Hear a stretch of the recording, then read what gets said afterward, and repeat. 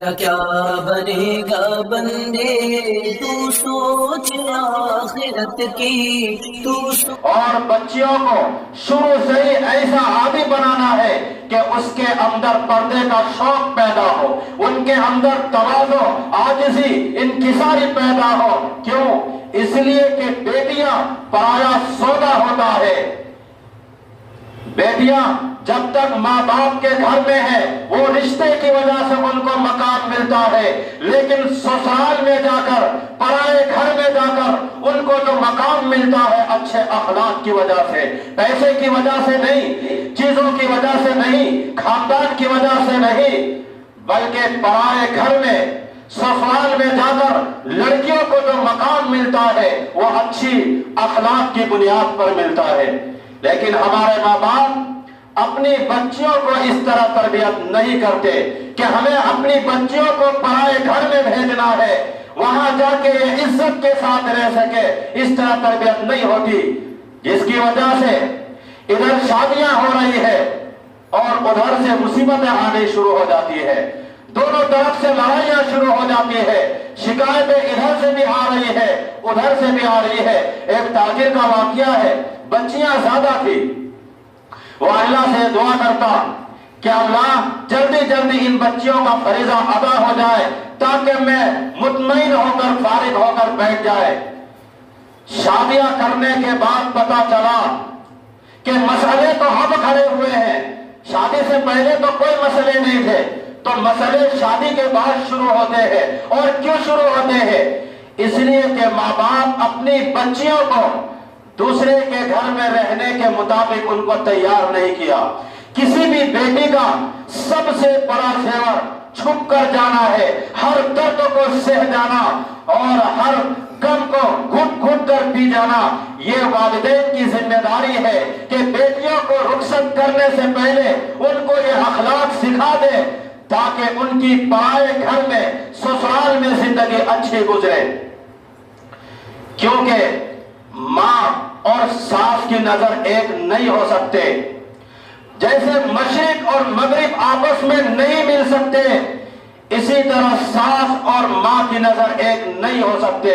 کوئی ساس کتنا ہی دعویٰ کرے یہ نہیں ہو سکتے، یہ ناممکن ہے۔ ہاں محنت ہوتی، ماحول ہوتا تو یہ سب کچھ ہوتا، لیکن چونکہ محنت نہیں ہے، ماحول نہیں ہے، تو لہذا ساس ساتھی ہے، ماں نہیں بن سکتی۔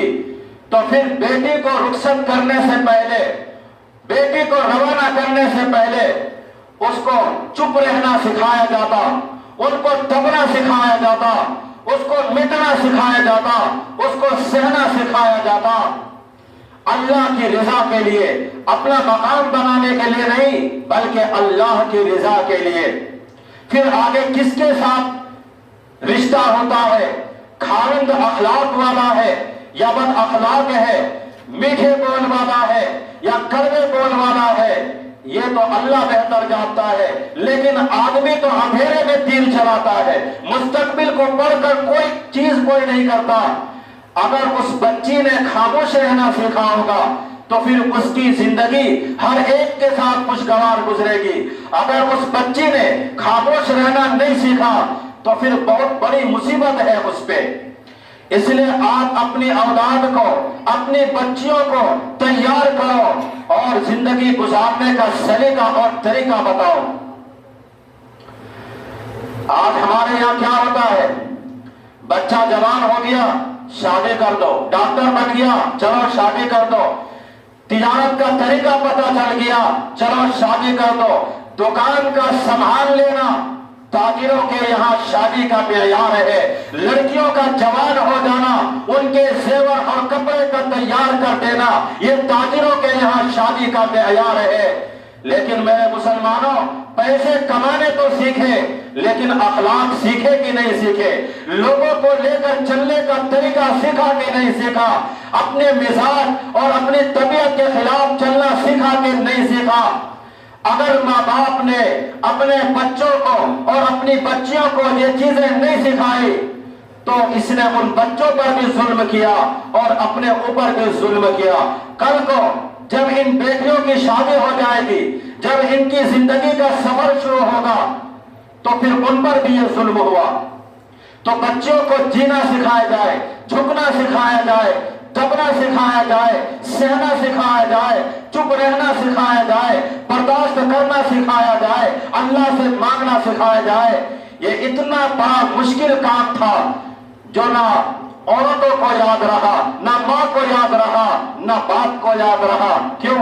रिवाज नहीं, माहौल नहीं, बस लड़का जवान हुआ शादी कर दो, डॉक्टर बन गया शादी कर दो, तिजारत संभाल सकता है, जिम्मेदारी संभाल सकता है, शादी कर दो, बेटी की जेवर और कपड़े तैयार है, शादी कर दो। क्या उसका अखलाक बना? उसके दिल का जेवर आपने दे दिया।